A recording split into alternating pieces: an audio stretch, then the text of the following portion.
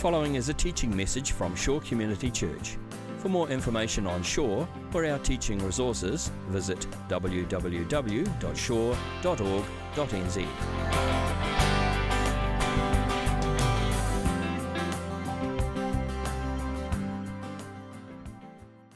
I don't know what kind of a week you have had, but I look back over my week, last weekend I went to a couple of wedding ceremonies.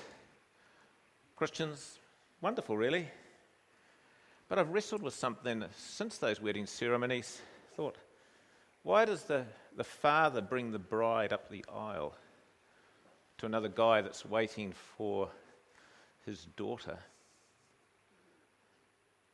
Is a woman property?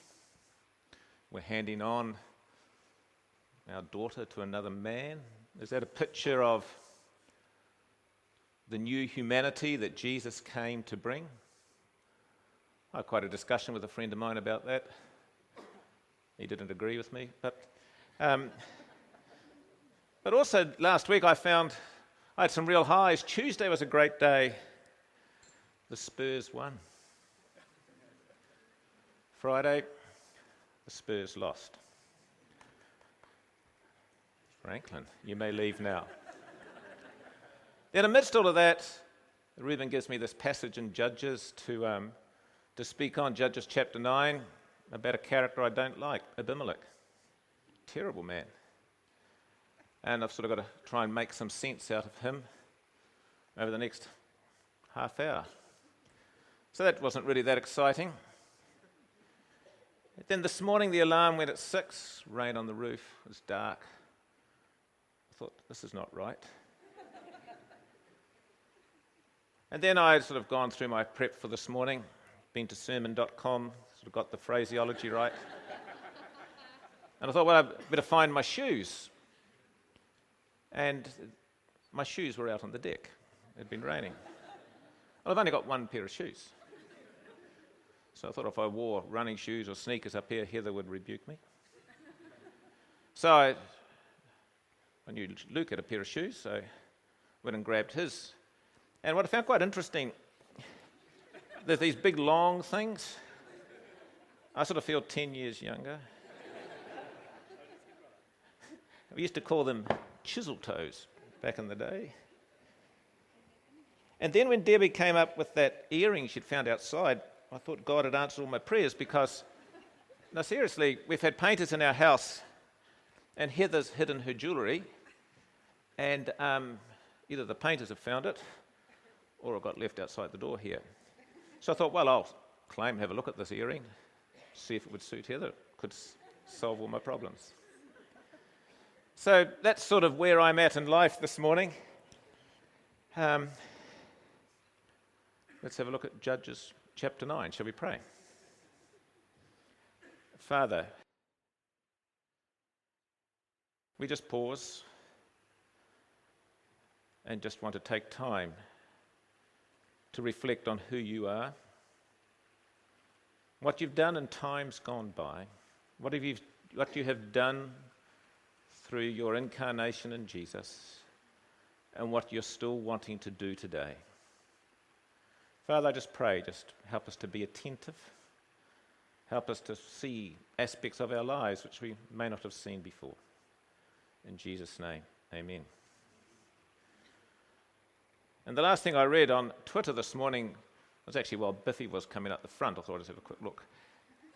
A speaker whom I'm quoting today in my message, an author, he said this: beware of preachers who tell you what you want to hear. I hope you're safe this morning. But I put on a hashtag on Twitter. I thought it was on the screen. Someone's deleted it. There we go. So I put some extra stuff that relate to the message today. So if you use Twitter, try going on in the service here. We haven't got very good 3G coverage here, but it may look as though you're being spiritual rather than texting, saying, when will I get out of here? But the book of Judges, Reuben introduced this book to us some time ago, and he opened up the book of Judges to us as reminding us that there are two themes that run through this book. Firstly, there's the theme of compromise of God's people, how they continually compromise the calling on their life. But there's another theme that runs through the book of this God who relentlessly pursues their people. And today we pick up this story in Judges chapter 9. Really, it's the tail end of the story of Gideon. And in the story of Gideon, we end up with this character Abimelech, a son of a slave woman, trying to take the story further forward. But in the context of the book of Judges, we have this people of God who are faithful one moment, then they just drift away and get sucked in by the culture around them. Then they cry, "Daddy, help me get out of jail, we've got trouble," and God comes and rescues them. There's this continual cycle. And as I reflected on the macro story of Judges and the story of Gideon, from faithfulness being the one to rescue, and then the end of chapter 8 where he creates his own god, in a sense this ephod, and he calls them to worship this ephod and gives them the power, etc., to guide them in their lives, we see he loses his faith.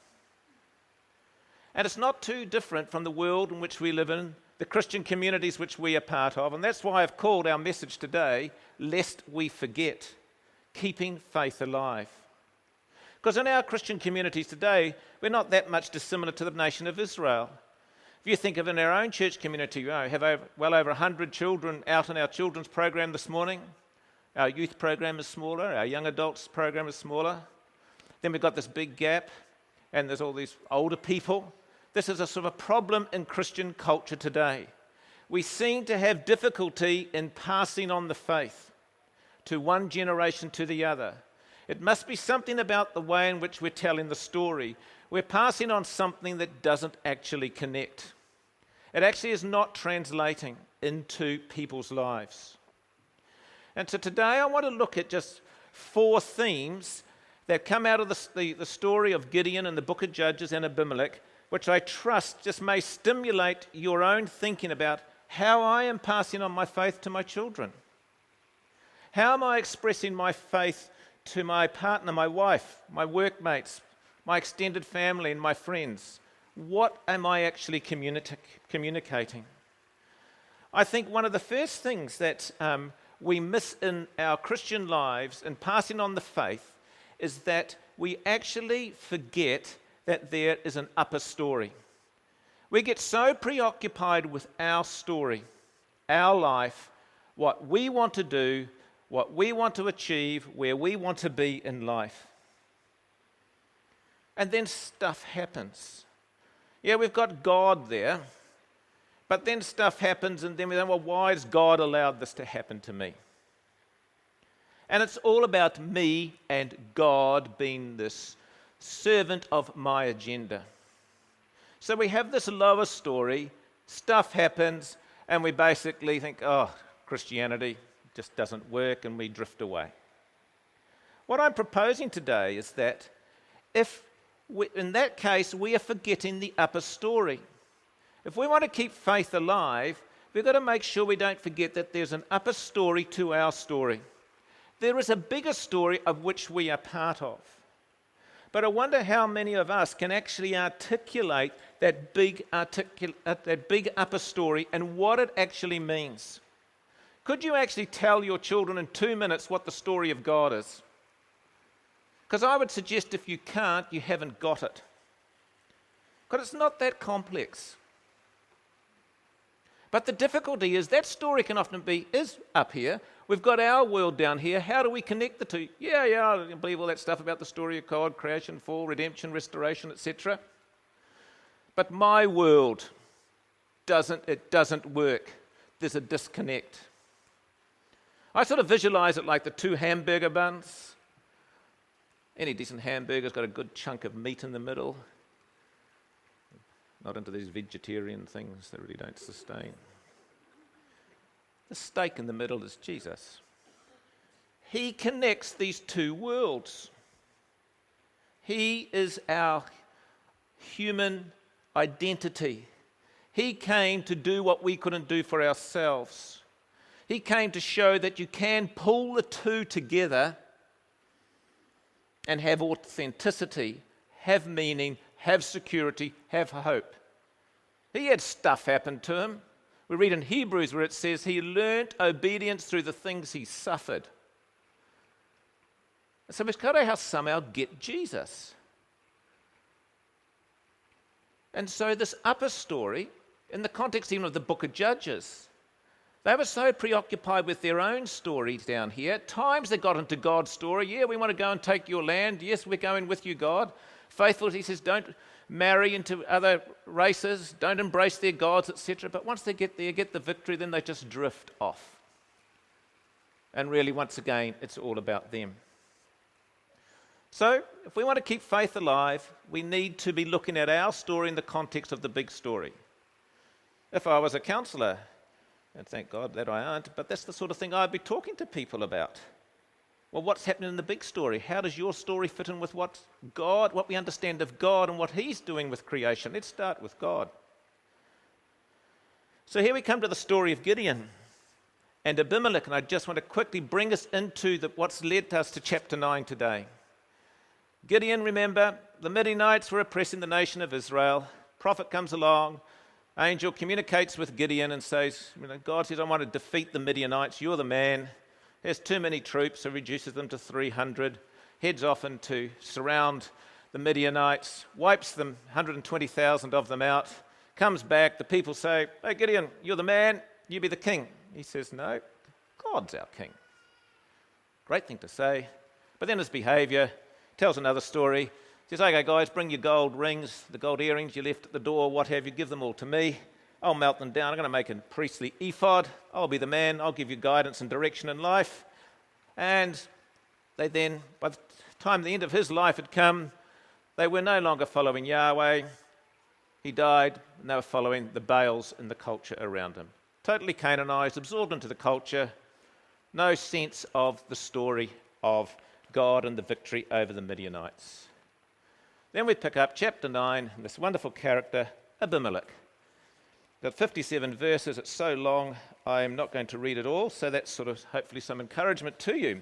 But we're going to read some of it because we need to get our head around it and see what we can learn. So, reading from verse 1, it should be on the screen somewhere. There we go. Abimelech, son of Jerubbaal, went to his mother's brothers in Shechem and said to them and to all his mother's clan, ask all the citizens of Shechem, which is better for you, to have all 70 of Jerubbaal's sons rule over you, or just one man? Remember, I am your flesh and blood. Abimelech, remember, he's a son of a concubine or a slave woman. He's not fully Jewish. He's a Canaanite, half and half. So here he is securing his audience, building his coalition to be king.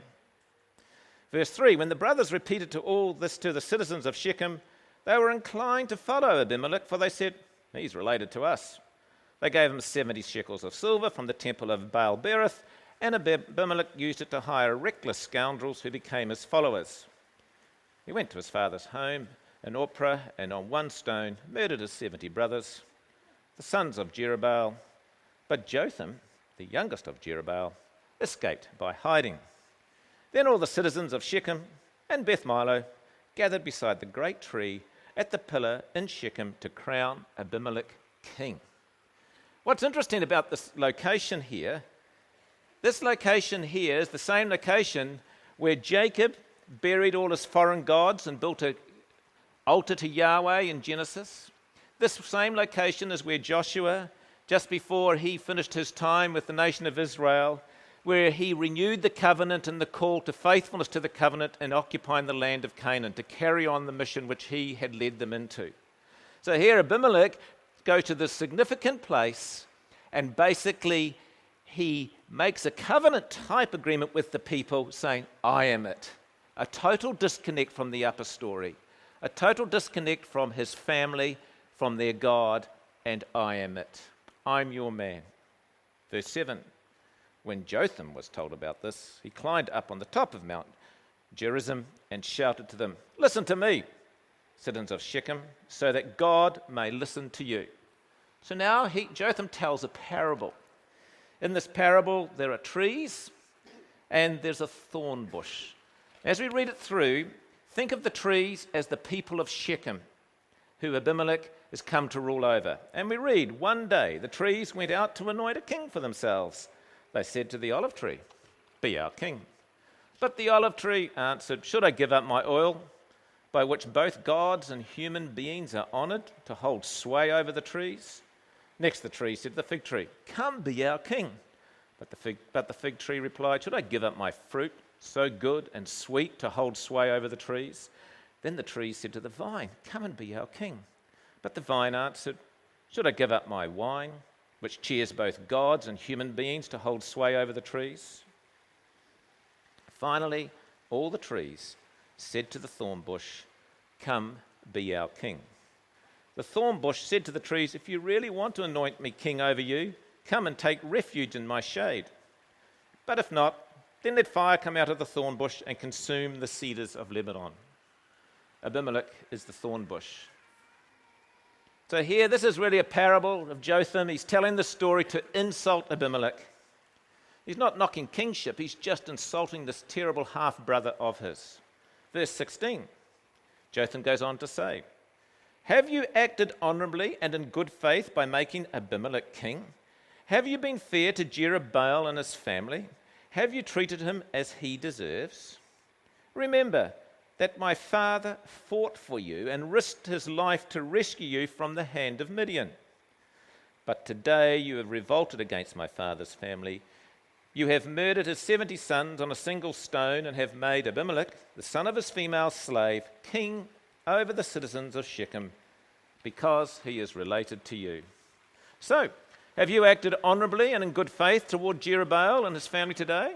If you have, may Abimelech be your joy, and may you be his too. But if you have not, let fire come out from Abimelech and consume you, the citizens of Shechem and Beth Milo, and let fire come out from you, the citizens, and consume Abimelech. Then Jotham fled, escaping to Beer, and he lived there because he was afraid of his brother Abimelech. After Abimelech had governed Israel 3 years, this is interesting, God stirred up animosity between Abimelech and the citizens of Shechem, so that they acted treacherously against Abimelech. God did this in order that the crime against Jerubbaal's 70 sons, the shedding of their blood, might be avenged on their brother Abimelech and on the citizens of Shechem who had helped him murder his brothers. Then the next part of the story, it goes on where the city of Shechem, the people under the leadership of Gaal, they rise up and want to overthrow Abimelech. He comes back, he attacks, he destroys, he throws salt all over their land so the land will produce no crops. Then there's another part of the community rises up and they want to get rid of Abimelech as king.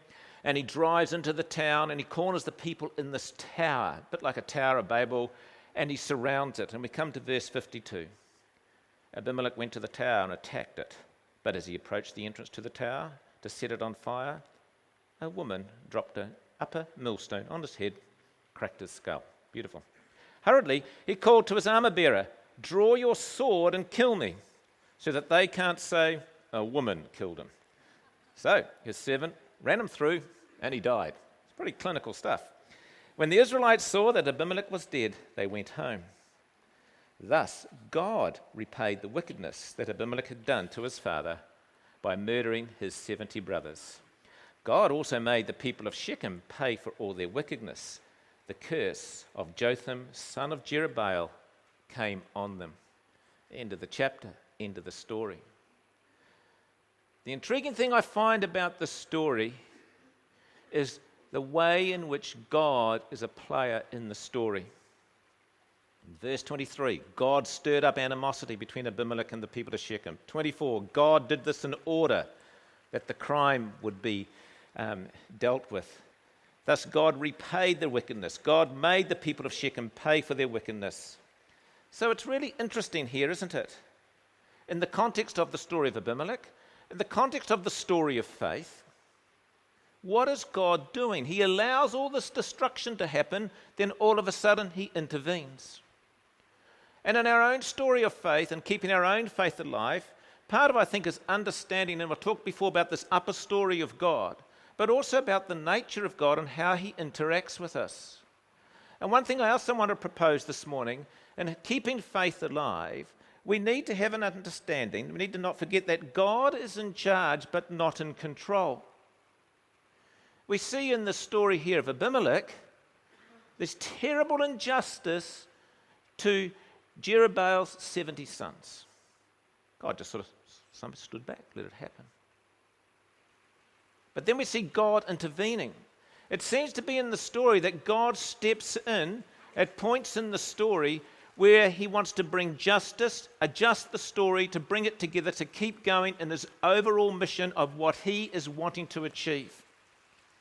So there's a tension here of the free will of the players in the story and the sovereign purposes of God. I think sometimes we use cliches in Christianity like, oh, God is in control. You're right.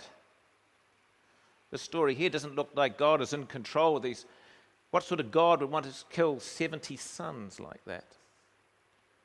But perhaps God just allows some things to happen. He allows the consequences of free will to happen. But I can assure you there's many people not in churches today because this whole cliche of God is in control has just done their head in. It doesn't make sense in the world in which they live in. And cliches can often do so much damage to the faith. But I think if we see the control of God, rather than God is in control, but saying God is in charge. The best way in which I can illustrate this is in the context of a school. You think of last week of that death of that rugby player, Avondale College, I think it was. There's a principal that sits over that school. He's in charge of that school. He knows what he wants to achieve for that school, what sort of environment. I'm sure he wants a safe environment for his students. He wants a place of high quality education. And he's seeking to take that school forward into this place of improved education, improved sense of links with community, improved safety for students. But stuff happens. He cannot control what happens in every classroom. He can't control what happens after every rugby match. And I think the world is a bit like that in relationship with God. God is in charge. He's bringing this upper story to its conclusion. We don't know when that's going to happen. But if God is controlling every bit of detail and determining what happens, well, why did the fall happen? Why would he cause that to happen? Just doesn't make sense. And you think of things like the Holocaust, Christchurch earthquake, why would he cause that to happen? But if we can rest in the confidence God's in charge, he's actually not going to let it fall over. Look at the story of Abimelech here. The only character in that story that's got it all together at the end is God. He sort of brought it to a stop. A woman dropping a millstone on Abimelech's head. Bang, over. The story moves on. You see, if we don't have free will, we're just robots. And we feel powerless to do anything. Well, that was fate. That was just meant to be.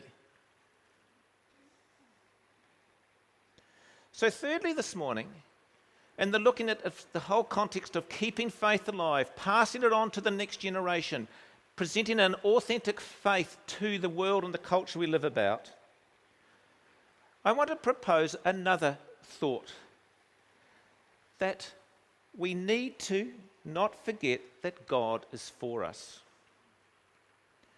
I think in our core and in our being, our disposition struggles to think that God is for us. And you go back to the story of the nation of Israel, earlier on in the book of Judges, when Gideon is spoken to by this angel from God, this is what the angel says.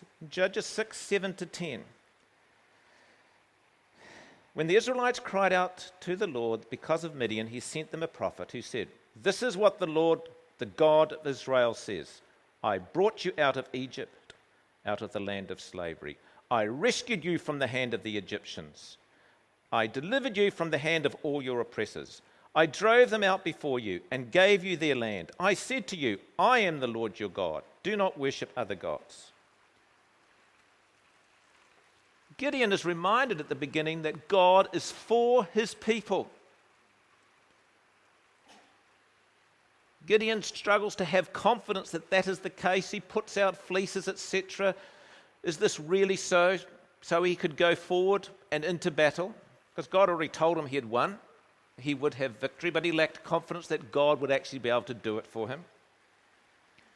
At the end of the story, he comes back from battle, rejects this offer to be the king, and sets himself up as some sort of spiritual guru leader disconnected from God. It doesn't say he didn't believe in God anymore, but he had chosen to live differently, live without God. They were safe, they were secure again. The Midianites had been defeated.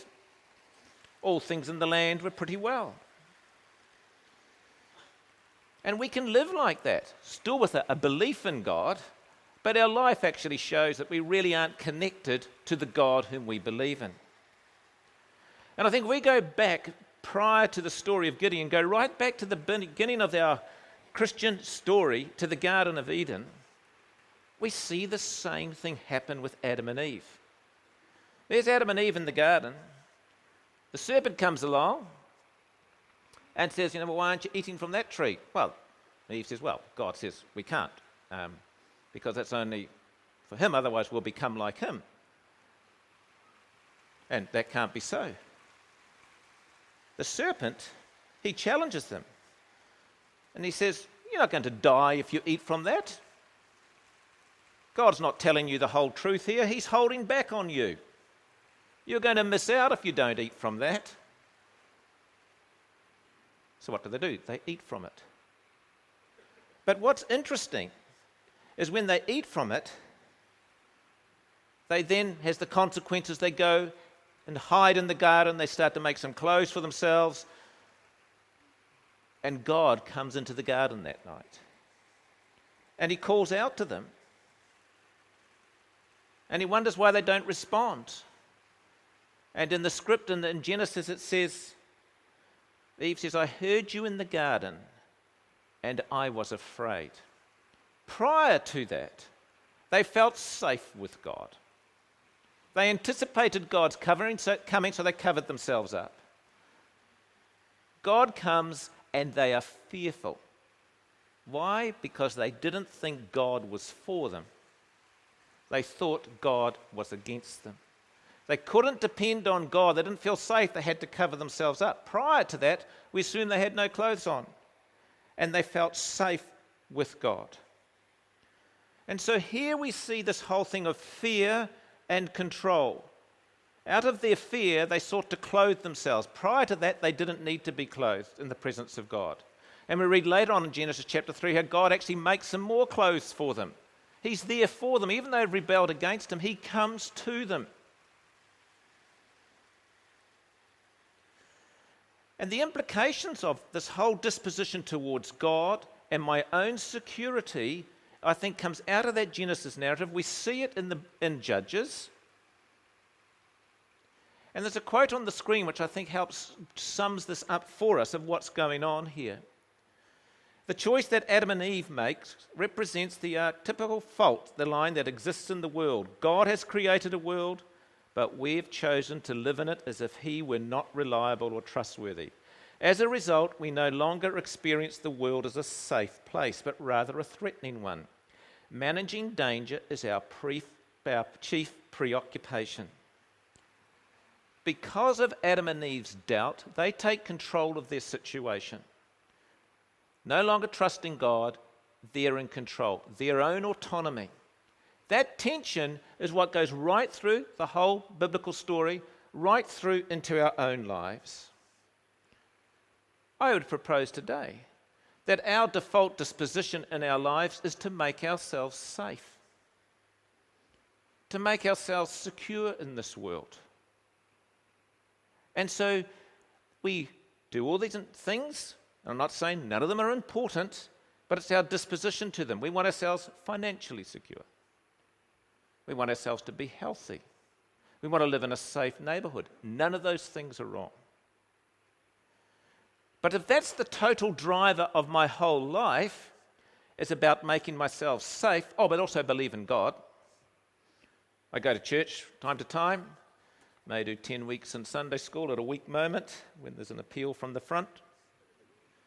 But I think Jesus, when he comes, onto the scene, we see him actually being one who is bringing a kingdom which is about risk.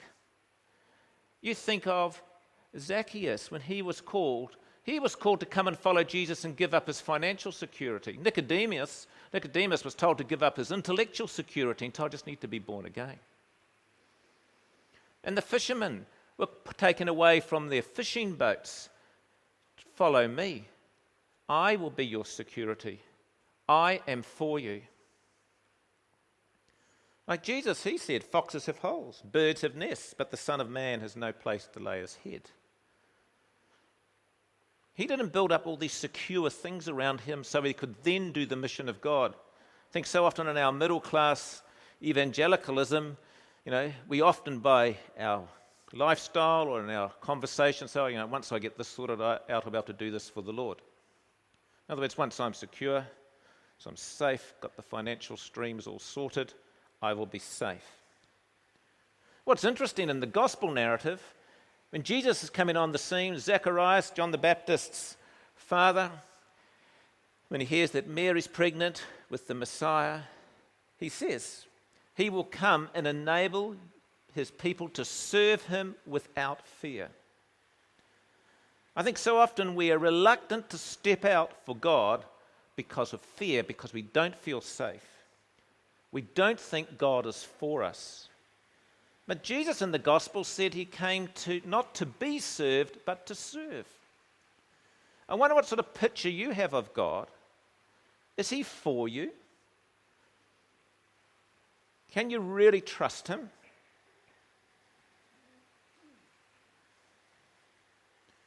You see, Gideon, after those mammoth battle with the Midianites, tremendous victory, wasn't in a very short time afterwards, his whole behavior was all about him and his world and controlling his world and not God being king over his people. The people came to him to look for guidance. And the consequence of that, he started having sexual relationships with Canaanite women as a son of a Canaanite woman.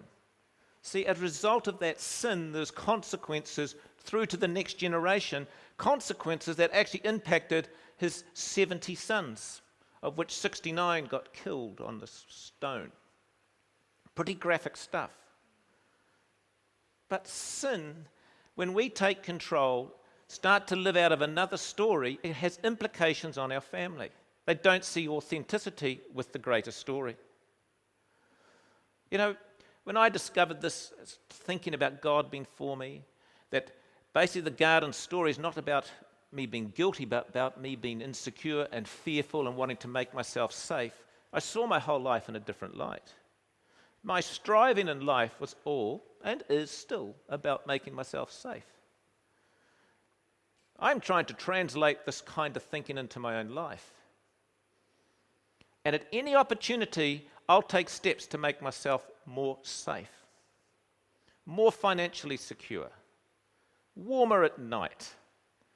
Don't want my house to leak. None of those things are wrong, important. But my disposition, I can be so consumed with things about my world, and all of a sudden God gets squeezed out to the side because I'm securing my patch in his world. And so in keeping faith alive and passing our faith on to our children, onto our workmates, our neighbours, etc., what are we showing about how we live? Is it just the same as them, making ourselves secure? We're just as fearful about things? Or do we believe, even though I don't know, God is going to sustain me? So finally, in keeping faith alive, we need to not forget that we are shaped by desire. At the heart of us all, we are motivated by desire. Last night, dinner was a bit late. We need to talk about this at another time, but the test was on at 7:30. So the lead-in starts at about 7. The dinner didn't come on the table till 7:10. I don't mind watching delayed sport, but an All Black test, you watch it live. Now, there's some things that are just true in life. And it was a beautiful meal. So what do? It comes to 7:29. You know, at 7:30 the All Blacks will be coming out on the field, getting to the haka. But you've got to watch the haka. So I was in a moral dilemma. Desire. You won't know what I did. Hopefully you'll think that I'm a good man. But Augustine said something about desire and who we are as people. As he reflected on the Christian life and discipleship, he says, "For when there is a question as to whether a man is good, one does not ask what he believes or what he hopes, but what he loves." You see, we can have a whole lot of beliefs, but they can make no difference. I believe this. I actually do seriously believe God is for me. My life doesn't tell that story. I want it to, but it doesn't. And so what do I really love? People who know me, should be able to tell me what I do love because my behavior will tell it. And so I think in wanting to keep our faith alive and pass it on to the next generation, what do your children see as what you love? What actually shapes your big picture? What causes you to live where you live? Have you chosen to live where you live, or surf where you surf, or play golf where you play golf because of what's best for you? Or have you chosen to do those things? I play golf here because there's people there I can actually connect with. Lots of people of my age group, and it's a good social time, and I need to have more Christians and non-Christians in my life so I can just relate to and just be Jesus. Or is it because I don't know, I think golf's a dumb game, takes too long, but I don't know why you want to play it. I'm trying to think of reasons. But I'm sure there's people here who could help with that. Well, I would like to go to the V8s or something. Anyway, but that's something else. That's different. But why am I doing what am I doing? What is driving my decisions and direction in life? Because it's out of desire is really what tells us who we are. So in a sense, what is your picture of what human flourishing is? In your mind, you may not have ever formally thought about it, but if you stop and pause, all your behaviors are showing there is a picture, an ideal picture of the world you're trying to create.